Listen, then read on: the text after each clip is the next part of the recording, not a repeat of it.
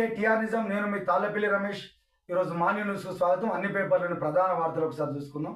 అందులో భాగంగా నిన్న రవీంద్ర భారతిలో ముఖ్యమంత్రి గారు ఉద్యోగస్తులకు భరోసా కల్పించడానికి, బీమా భరోసా కల్పించడానికి ఒక కార్యక్రమాన్ని కండక్ట్ చేసిండ్రు. వాళ్ళకి 1.5 కోటి వరకు కూడా ప్రమాద బీమా ఏర్పడుతూ ఉంటుంది.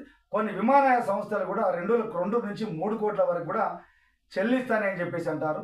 ఇంకోటి, ఈ రాష్ట్రంలో నేను పెద్ద మేస్త్రిని, గుంపు మేస్త్రిని, ఈ రాష్ట్రాన్ని కాపాడుతా ఉన్నాం. మా ప్రజలంతా, మా మంత్రులంతా వాళ్ళ గుంపుకంతా నేను ఉన్నా. ఉద్యోగస్తులు రోజు గంట ఎక్కువగా పనిచేయాలని చెప్పేసి ఆయన చెప్తా ఉన్నాడు. ఇంకోటి, ఈ మార్నింగ్ న్యూస్లో ఇంకో వార్త కూడా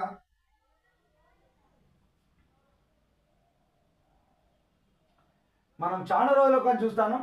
శాశ్వత పరిష్కార దిశగా రావాలి. ఎందుకంటే ఈరోజు ఏ రాష్ట్రాలు చూసినా కూడా ఈ విచ్ఛిన్నం కావడానికి, వాళ్ళ మధ్య సయోధ్య కుదరకపోవడానికి, వాళ్ళ మధ్య అంతరాలు పెరగడానికి జల వివాదాలే కారణంగా భావిస్తా ఉన్నాం. ఎందుకంటే ఈరోజు తెలంగాణ రాష్ట్రం ఏర్పడ్డది కూడా మాకు నీళ్లు లేవు, మాకు నిధులు లేవు, మాకు ఉపాధి అవకాశాలు లేవని చెప్పేసి అన్నారు. ఎందుకంటే ఈరోజు పంటలు, ఈ తెలంగాణ రాష్ట్రము ఆవిర్భవించిన తర్వాత ఈ రాష్ట్ర వాటా, నీటి వాటా రాష్ట్రానికి అందింది కాబట్టి మనం ఎక్కడ చూసినా కూడా భూమికి ఏదో పచ్చని తొడుగు తొడిగినట్టుగా, ఒక చీర కట్టినట్టుగా అనిపిస్తూ ఉంటుంది.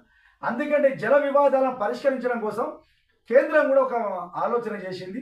ఏ రాష్ట్రాలు ఉంటాయో ఆ రాష్ట్రాలు కూర్చొని ఆ సమస్యను పరిష్కార దిశగా అడుగులేయాలని చెప్పింది. దానికి సంబంధించి నిన్న ముఖ్యమంత్రుల సదస్సు జరిగింది. అది కర్ణాటకలోని హొస్పేట్ వద్ద తుంగభద్ర డ్యాంకు కొత్తగా నిర్మించే గేట్లను ప్రారంభించిన అనంతరం సంఘీభావం తెలుపుకున్నటువంటి కేంద్ర మంత్రి C R Patil, Karnataka CM D K Shivakumar, Andhra Pradesh ముఖ్యమంత్రి రేవంత్ రెడ్డి గారు, చంద్రబాబు నాయుడు, వీళ్ళంతా వివిధ రాష్ట్రాలకు చెందిన మంత్రులంతా, ముఖ్యమంత్రులంతా కలిసి ఉన్నారు. ఎందుకంటే ఈరోజు మహారాష్ట్ర దగ్గర చూస్తా ఉన్నాం. ఎప్పుడో గత చంద్రబాబు ఉమ్మడి రాష్ట్రం నుంచే జల వివాదం జరుగుతూ ఉన్నది. ఈ రోజు వరకు కూడా పరిష్కార దిశగా అడుగులు వేస్తలేరు.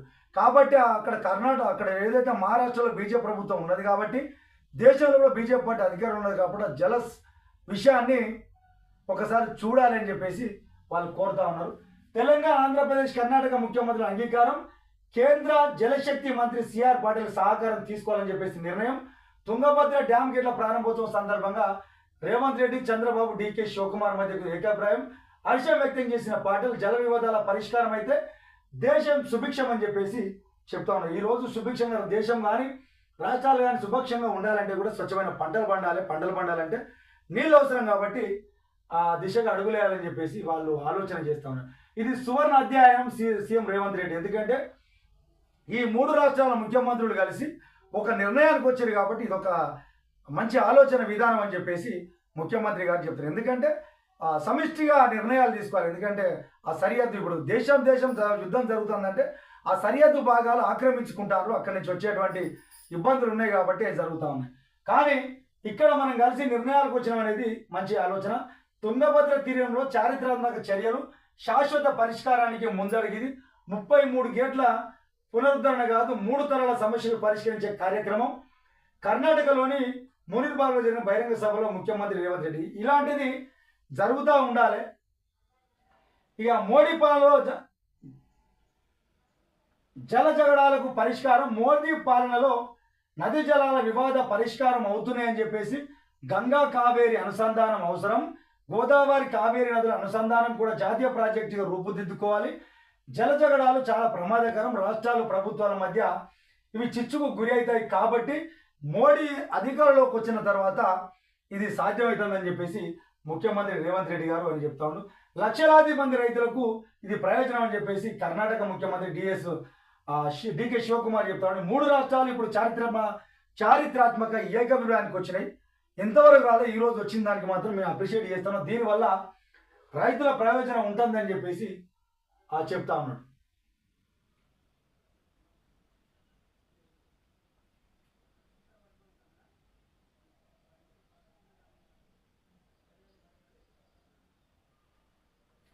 ముడుపులు లేనిదే పైలు ముందు కదలదు అని చెప్పేసి చెప్తా ఉన్నారు. టీజీఎం ఐటీసీ సంస్థ తెలంగాణ మెడికల్ ఇన్ఫ్రాస్ట్రక్చర్ డెవలప్మెంట్ కార్పొరేషన్లో జరుగుతున్న అవినీతి. వాస్తవానికి ఈరోజు ప్రతి వ్యవస్థ పైన కూడా ప్రతి ఒక్క పౌరునికి అవగాహన కలిగి ఉండాలి.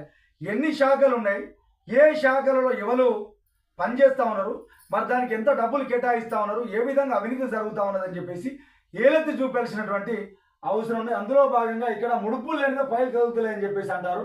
మెడికల్ కాలేజీలు నాసి రకం పరికరాలను సరఫరా చేస్తూ వీటిని పట్టించుకోవాల్సినటువంటి వాళ్ళు పట్టించుకుంటలేరు కాబట్టి అవినీతి అధికారుల పైన చర్యలు తీసుకోవాలని చెప్పేసి సీఓ నుంచి ఆదేశాలు అందినా పట్టించుకునే అధికారులు. ఇప్పుడు ఈ వైద్య విద్య అనేది ఎంత నాణ్యమైన పరికరాలు ఉన్నప్పుడు మాత్రమే అది సక్రమంగా ఉంటుంది. కానీ నాణ్యమైన పరికరాలు అందించకుండా కూడా ముడుపులు ఇస్తే వాళ్ళు ఇష్టాన్ని తిరిగా చేస్తారని చెప్పేసి వాళ్ళు మాట్లాడుతూ ఉన్నారు. అది ఒకసారి మనం చూసుకోవాల్సిన అవసరం ఉన్నది. ప్రతిరోజు ఏదో దిక్కున ఏదో జరుగుతూ ఉన్నది.